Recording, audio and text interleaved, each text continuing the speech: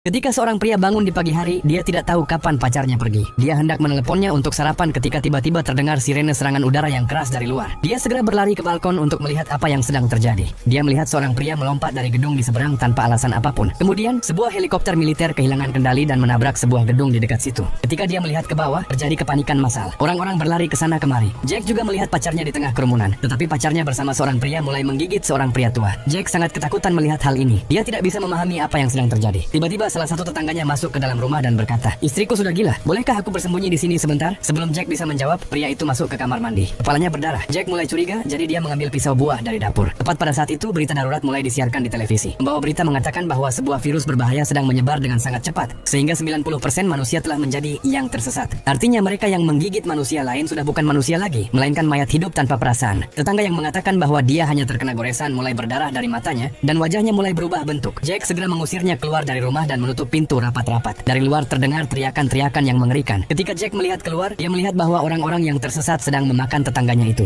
Sekarang Jack mulai gemetar ketakutan. Dia mengira semua ini hanyalah kesalahan. Dia mencoba menelepon orang tuanya, tetapi tidak ada jawaban. Lalu dia melihat bahwa ayahnya sempat mengirim pesan 1 jam yang lalu. Isinya mengatakan bahwa virus itu juga telah menyebar di daerah mereka, tapi mereka masih dalam keadaan aman. Jack lalu memindahkan kulkas ke depan pintu rumah dan menutup jendela dengan kain, agar tidak ada yang bisa melihat ke dalam. Dia memindahkan tempat tidurnya ke ruang tamu, agar bisa mengawasi pintu dan jendela. Malam hari, kadang terdengar suara langkah kaki dari luar, dan terkadang bahkan ada suara ketukan di pintu. Tapi Jack tidak tahu apakah itu manusia atau salah satu dari mereka yang tersesat. Jadi dia tidak pernah membuka pintu. Suatu malam saat dia hendak tidur, terdengar suara dari kamar mandi. Jack perlahan pergi untuk melihat. Di sana seorang wanita jatuh dari saluran ventilasi. Dia sangat cantik, tapi Jack tahu bahwa dia bukan lagi manusia. Dia mengambil tongkat baseball dan memukul kepalanya dengan keras. Dia memukulnya.